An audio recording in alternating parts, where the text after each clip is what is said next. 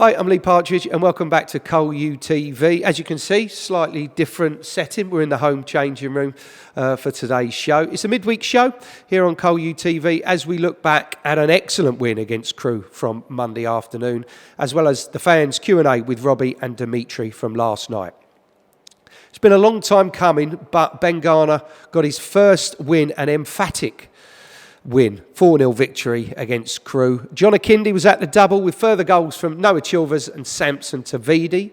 Let's take a look back at those strikes, the highlights, and then followed by the thoughts of Ben Garner himself.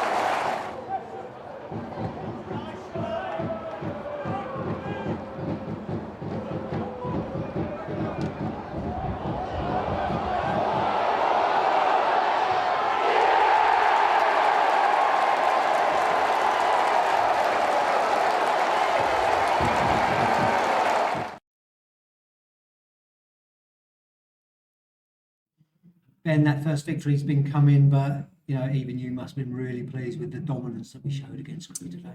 Yeah, as you say, long time coming. I think there's been some really good positives in the performances recently, and probably haven't got what we deserved, and we did today. It was a really dominant first half, and it's always nice to get that cushion early and get ahead, which we haven't done previously, and a very good second half performance. It's not always easy being 3-0 up, and sometimes you take your foot off the pedal, and we spoke about winning the second half as well, and we wanted that clean sheet, and you could see from all the players that they saw that through really well. And even before the goal, we started very much on the front foot from the first whistle and really took the game to them, and the lads could have been a bit despondent about not scoring in that opening spell.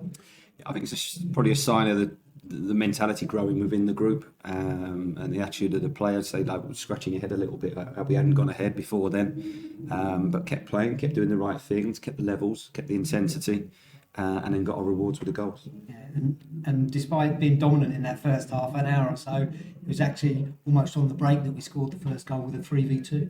Yeah, I thought we dominated that early spell, and then they'd had a break, and I thought, this lad was wriggling through, and you thought, surely not, they're not going to score their first shot.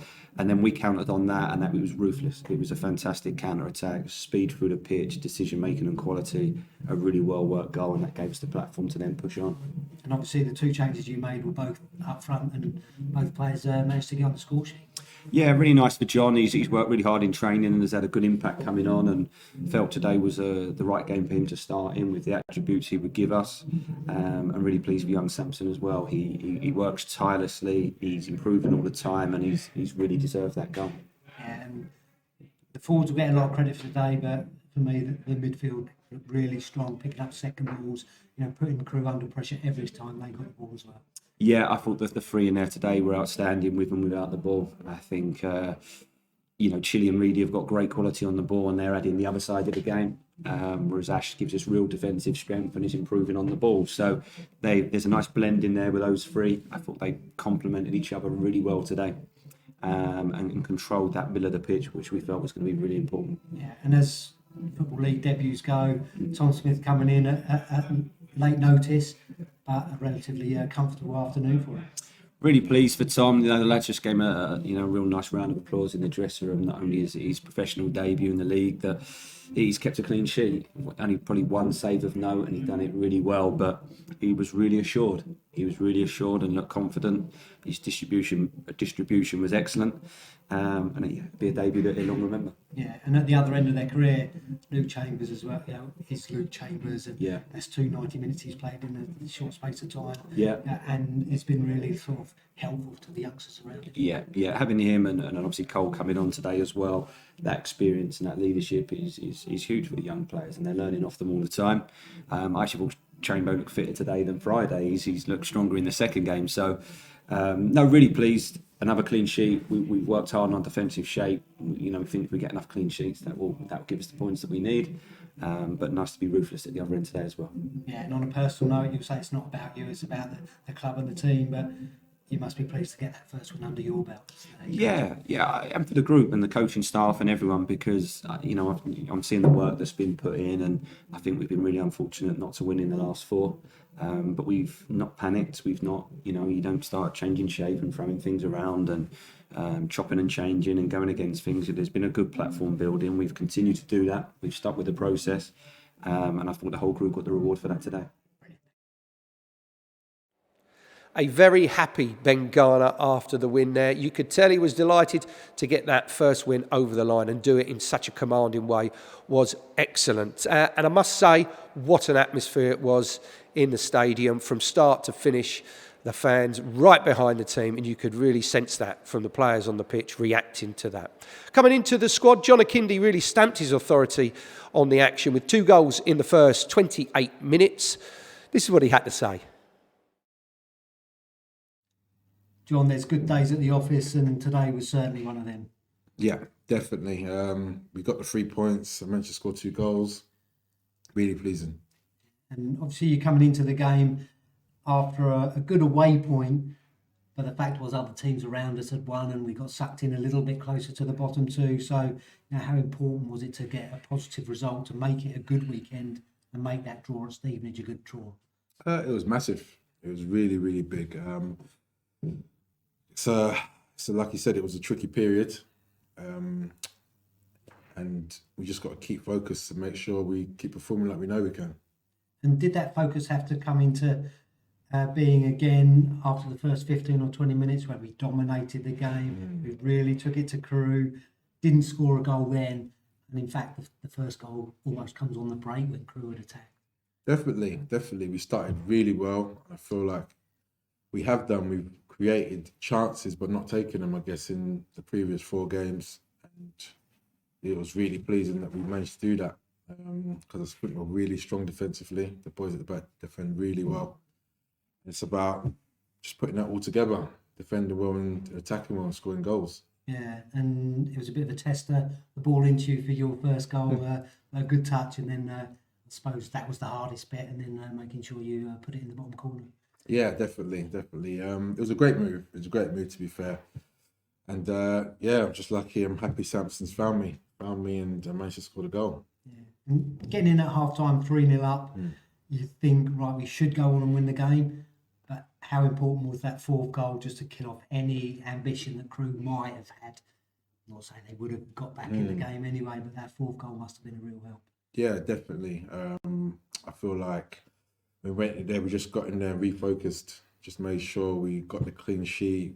We knew they were going to obviously have to go for the game. We just had to stay focused, and I'm sure we were confident if we did that, we would get a result.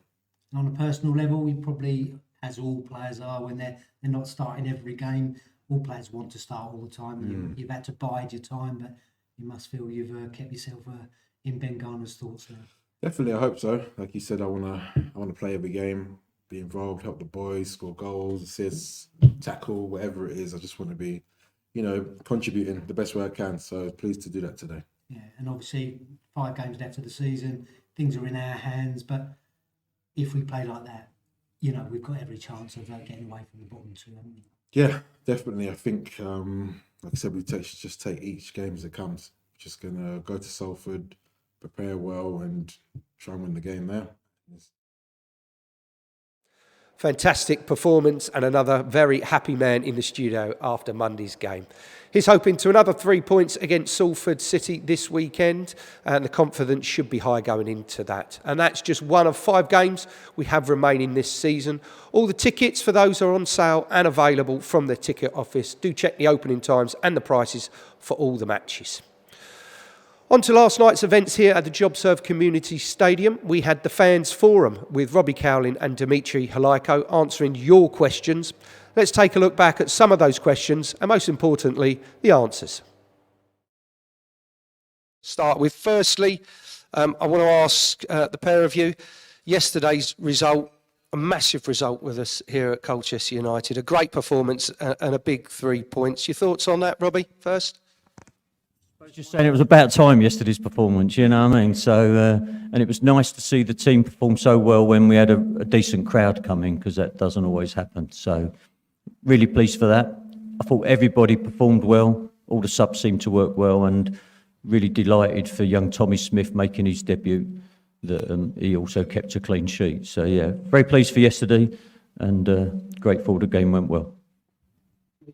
Yeah, I think it shows what we're capable of. We haven't got there enough this year, but when we do put it together and when we do play well, we are capable of winning 4-0. Winning games of football isn't easy at any level, especially not in this league. You see how competitive it is. So to beat any team 4-0 is some feat, and that just shows, you know, what we can do when we're really all playing the way we want to play, and we're all moving in the same direction, and we get everybody in form.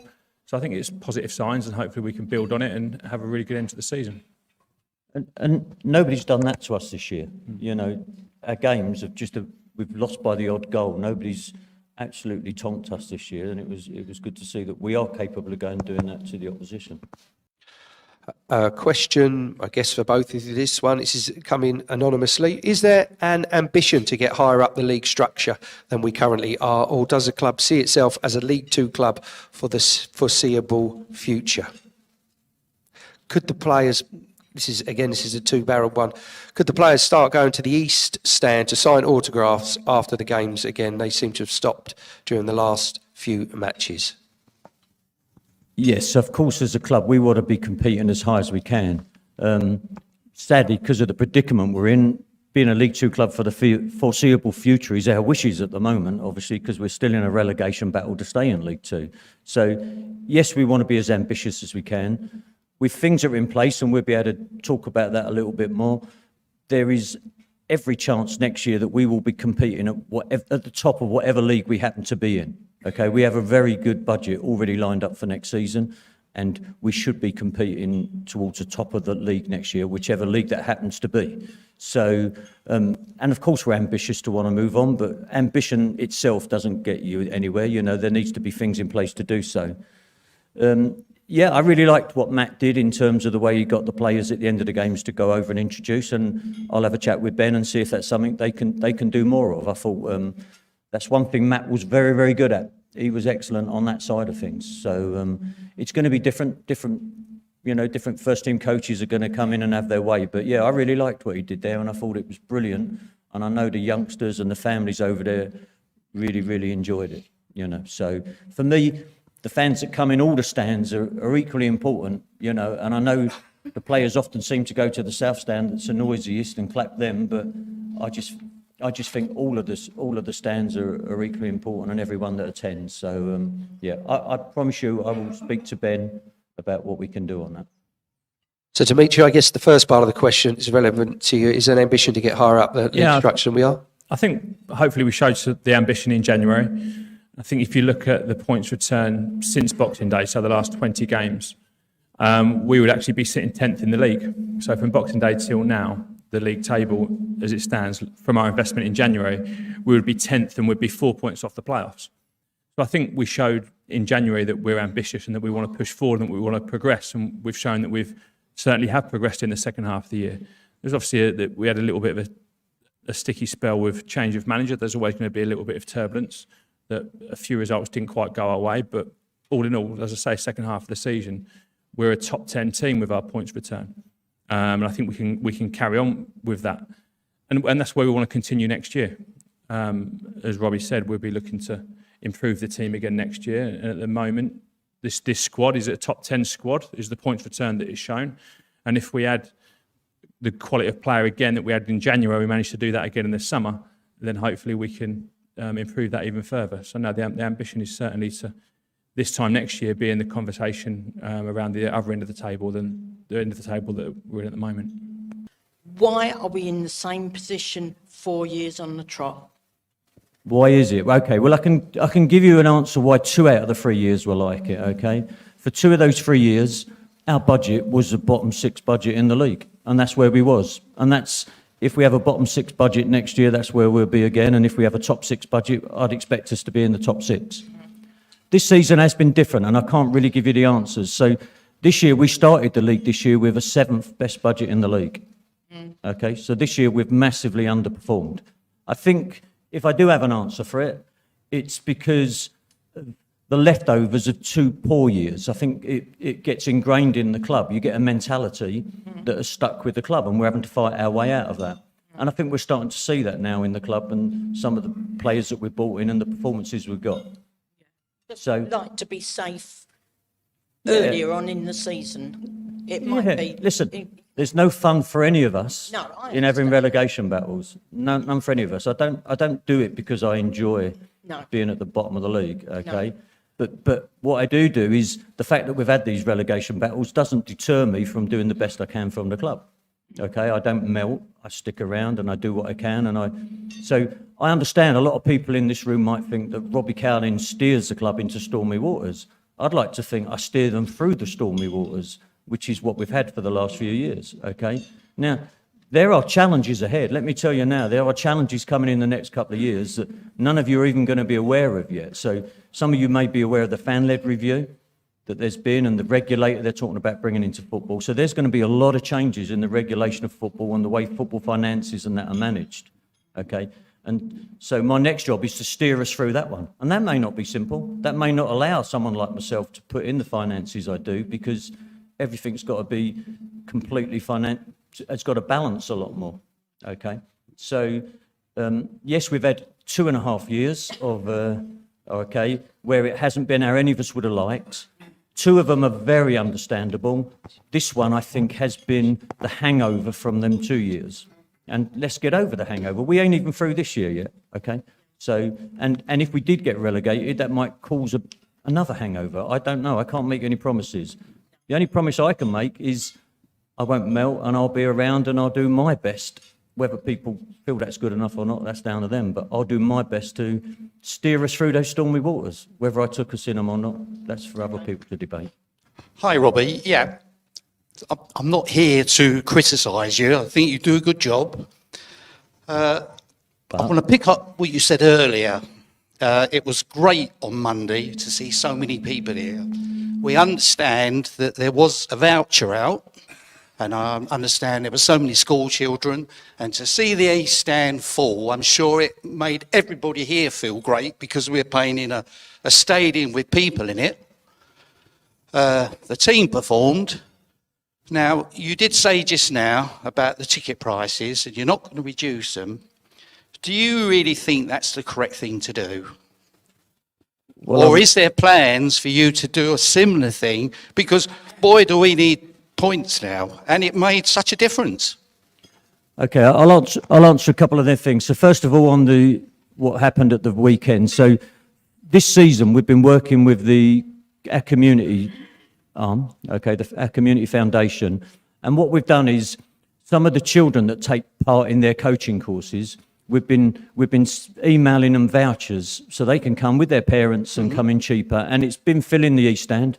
Yeah. And like somebody else mentioned, Matt was then sending players over there, and it created. Yeah, it was great. Yeah, and it was great. Okay. So we have been doing certain things. This last weekend, there was a glitch in the thing where the voucher that was sent out incorrectly. So anybody with any email address, not just the kids that come to our scheme, could put in a code and get it half price. Okay, and so we actually had to put a halt to it because it was an error. It shouldn't have been done like that. And then, as people do, they go on social media, share it, and the club is then leaking funds, which is going to have an impact further down the line. okay? But yes, we won 4-0 with quite a few people in the ground yesterday, but I think if you look back, there is no correlation. In fact, there's a closer correlation. It seems that every time we get a decent game here and a decent crowd, the team haven't performed. So Well, yes. if it was as simple as knowing filling this ground would win us every match, I'd do it every game. But the other point is okay, you're not getting money through the turnstiles, but you're encouraging people to come with children or whatever, and you've got a club shop downstairs. Now, what do kids do? First thing they want. Okay, so to answer that, under 11s come free. How much cheaper do you want me to make it for an under 11 than free? Okay. Secondly, we know the maths, right? So pretty much, if we get a 4,000 gate, okay, we'll take about £2,000 in the shop. So that's 50p a person, of which we'll end up with about 20 odd pence being actually the net profit at the end of it. So I can't afford to give away a ticket to make 25 pence back at the end of it. So the whole argument about you get them in and they spend money on the shop and they spend money on the drinks and that is a thin argument that doesn't work. But surely you must want a full stadium. Yeah, I do want a full stadium, but I don't want me to have to pay to fill the stadium as well as paying to put the team on the pitch and everything else. I'd love a full stadium, but we can't do it for nothing. Cinemas would like their cinemas to be full every week. People that make cars would like to sell every one they do, but you can't give the product away. That would be Colchester would be out of business, and then where would we stand? Evening, both. Two quick questions really here. We've all come out of the COVID environment, and what hits us straight away, the war in Ukraine. So I do want to congratulate the club for the work they've done. That game with Forest Green last season, it was a great touch. How is inflation hitting the club? It was hitting us all in the pockets at the moment. I think it's around about 13.8% RPI. How are you feeling that in the back room, in the playing field? And secondly, you touched on the point I was going to raise, Tracy Crouch's report, Robbie. So I'd be quite interested to hear your comments on it. I know it's still out there, but just be very keen to hear how you feel. Yeah, so just the first question was on inflation, how it's affecting the club. Yeah, well, it's affecting us a lot, everything we do. So if you look at the bar menus that have been out tonight, those prices have hardly changed for a year, and yet the cost of everything has gone up enormously. So that certainly is affecting the club. And sadly, some of that is going to get reflected in different prices that go on. We just can't avoid it. Otherwise, again, if we don't do it at one end, we're going to have to squeeze it at another end, and then we're going to be less competitive. Okay. Thanks about the Ukraine. I did think the club, it was a really proud moment for the club and what everybody did on that one, and the support that we got in from then was absolutely brilliant. So yeah, well done everyone on that one. Tracy Crouch report, I like it. I like what there is. I'm behind a lot of it. Some people may think I'm not, but I actually support a lot of what she said and what they're trying to do. So for those that don't know the gist of it, there was a fan-led review. An MP, Tracy Crouch, done a report on it. She's done a very good job. And what they're basically coming up with now, there's going to be an independent regulator for football because it's decided that football doesn't regulate itself very well, which can end up with clubs like Bury and Macclesfield that have been around for a long, long time, longer than Colchester going out of business. So at some point, there's going to be a lot of changes and there will be an independent regulator. The good news for clubs like Colchester is that should mean that more money that comes into clubs like us from the Premier League. So, because they want to make football more sustainable, so we should get more money coming in. It's going to be pointless doing that if it doesn't come along with some sort of salary cost control rules, because you've heard the old prune juice thing. If they just give us more money, we'll end up just spending on players, and we'll end up with the same players but paying them more wages. So it's going to need, there's things that need to come in together, and it's going to need a lot of consideration. So there's going to be quite a lot of rule changes around how clubs can, what clubs can spend, and that may have quite an impact on Colchester. So, or may not. I don't know. It could be good. It could be bad. The good news for Colchester, I guess, is with what's going to happen and what they're going to bring in, it's going to make it very robust. So the club should be financially secure for a long time. But that may mean that I'm restricted from doing some of the things I do, which may mean that we have a less playing budget, which may mean that we don't get ourselves out of these pickles when we get in them. So who knows? You know, I know people will give examples of teams with low budgets that do particularly well. But for every one of them, I could probably give 5 or 6 examples of the opposite being true. And over time, sadly, players win matches and the better players cost more money, and the budget is everything I concentrate on, trying to provide the club with the best budget I possibly can. So it's interesting times.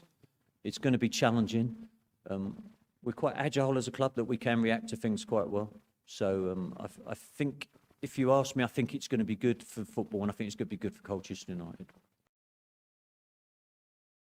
So some more clarity on plenty of things from last night's events. You can rewatch the whole event on Col U Tickets or on YouTube, where you can also find plenty of exclusive interviews with the staff and the players.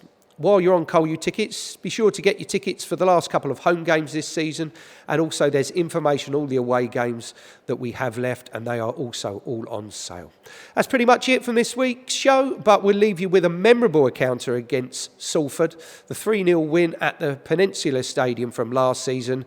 We could do with some of that again this weekend. And if you are travelling, safe journeys to and from Salford, and I'll see you next week. Until next time, it's goodbye for now. Ra